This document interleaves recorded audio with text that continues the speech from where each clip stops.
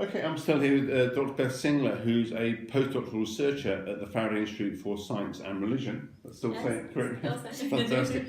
And I know one thing you've had an interest in, and our students, for example, have seen a lot about, is Star Wars and religion. And the main context in which we tend to see that is claims from people to be Jedis. So are there really Jedis loose in the UK? Yes, absolutely. Not as many as the UK censuses in 2001 and 2011. Especially the former one, I guess. Especially the former one, which was 390,000, and then it dropped down to 176,000 in 2011. Well, yes. There's no real way to kind of sort that and find out how many people were doing it as a joke and how many people actually genuinely believe. But there are a proportion in the UK and around the world who genuinely believe in the principles of Jediism as presented in the Star Wars films, but also they've kind of developed their own philosophy around that. They've drawn on other sources, so Shintoism, Taoism, Catholicism.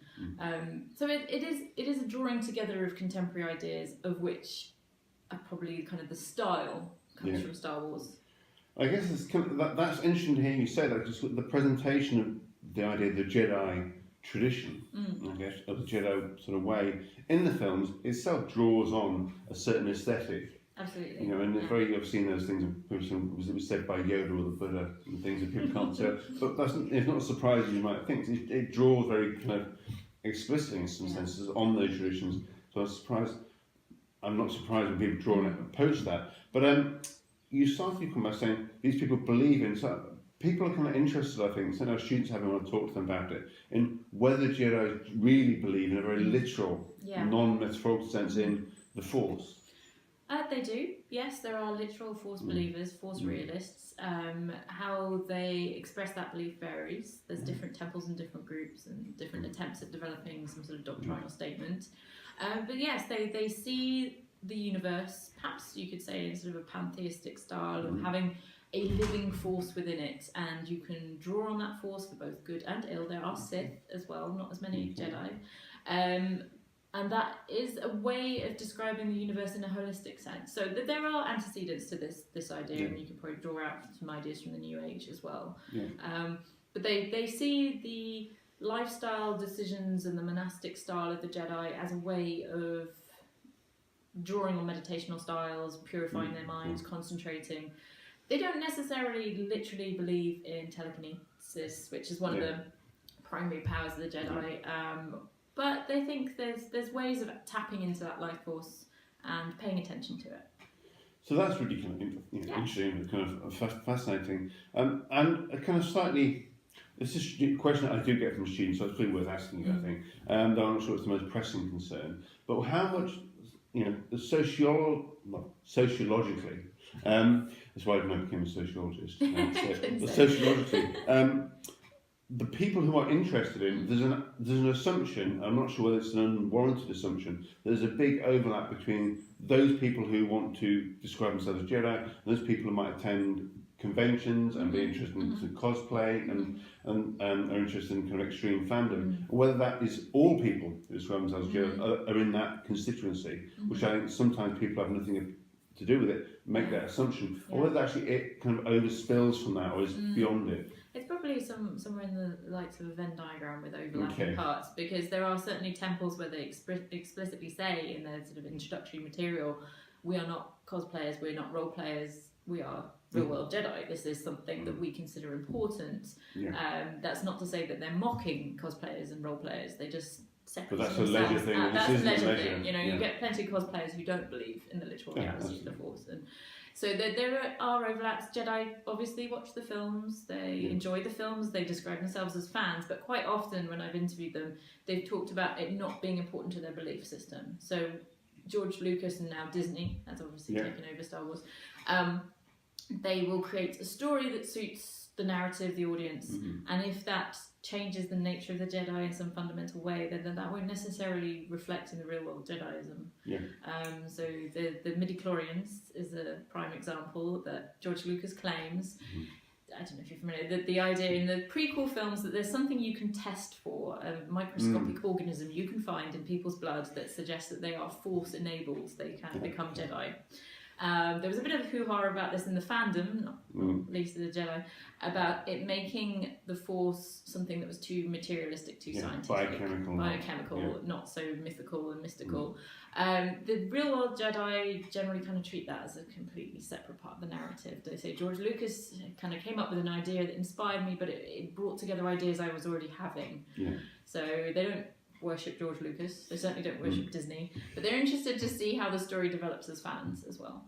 So there's a kind of divergence from the kind of start point into that. And I guess that happens in other things that people take really seriously, kind of, and you see it in kind of more entertainment ways, but also treated really kind of seriously in terms of people's attitude towards fan fiction and their creation of the universe, and they're taking it on in ways that they think are potentially more, I hate to use this word, kind of authentic than the way that it might get, because they've got no control over what film will come out next year. It may go in a direction that the majority of people who describe themselves as Jedi are hugely uncomfortable about. Disney may do things with it. They make kind of, the Jedi's kind of weep, or it may make them really happy. But they they need some bulwark intellectually against that risk, I guess, by having this idea of their own. And so there is a lot of kind of development of the doctrine, or kind of beyond the film. Oh, absolutely. A lot of discussions. The doctrine is too hard a word. There's training manuals, and there's lots of discussion on forums, and out of that comes a shape for each temple of how they think their form of Jediism exists, and those temples don't always agree with each other. There's Jedi wars, if you like. So certainly, yes, that bulwark war between the fiction and what they're doing is very important, but also because of, I've argued this in some of the things I've been writing, the legal issues around using a copyrighted idea as the basis of your religion. There's been some discussion about whether they should change names. Some groups use different versions of Jedi. I don't foresee a huge clampdown on the real world Jedi by Disney, but Disney have a reputation for protecting their intellectual property. So, well, there's potential for a kind of conflict between religious freedom laws and copyright laws, where we need robot lawyers. The robot lawyers can kind of sort it out. It's really complicated. But I think it sounds like the franchise rolls on its new home. And is it your sense from having the census data, as you say, is unreliable for various reasons to do with people having various fake stories or believing it for a laugh and things. But your sense that the Jedi alternative spirituality or religious traditions are still likely to thrive in the coming decades, rather, or that they're going to face competition from a variety of other franchise-based religious traditions? I try not to make too many predictions because someone will always come back and go, "Well, you said." I think the fact that we have so many films coming, and I mean, it's exponential the number of films that are coming. Even though they collapsed the canon universe, the extended universe, as Disney took over, they collapsed a lot of material, but they're now expanding it back out again in different directions. So we're going to get prequels, new prequels. We've got new sequels coming. This will generate people's interest. Some people will take that in a religious, spiritual direction. So I don't see a huge diminishing for the Jedi. Competition-wise, I don't know. I'm very wary of seeing that as a kind of market system. Yeah, it's not the best way to look at religious diversity. I've sort of written a little bit about how I think we need to, as sociologists of religion, rethink our models, and one of the models I'm particularly not sure about is the capitalist entrepreneurial model, and attention might be something else we should pay attention to, and creativity. And I think the way fandoms work might be a model for thinking about how religions might grow, and Jediism is an obvious link between those two. In terms of other pop culture inspired religions, I'm very, very interested in any more that develop. There's been a few interesting ones.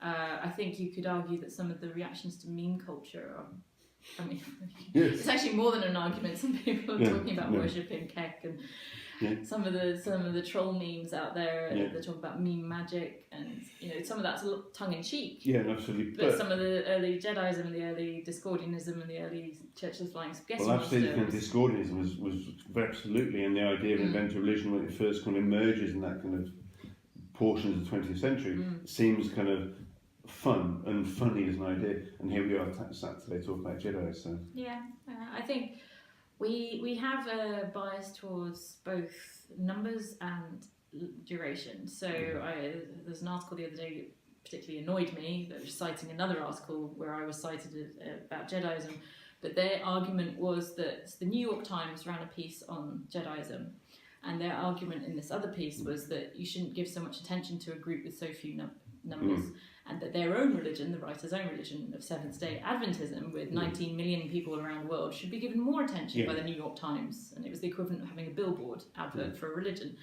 And I just think the argument from numbers is so inherently flawed. Yeah. It doesn't really give authenticity that the people are themselves expressing. So there's the argument from numbers and the argument from history saying, well, if something's very new, then it can't be serious.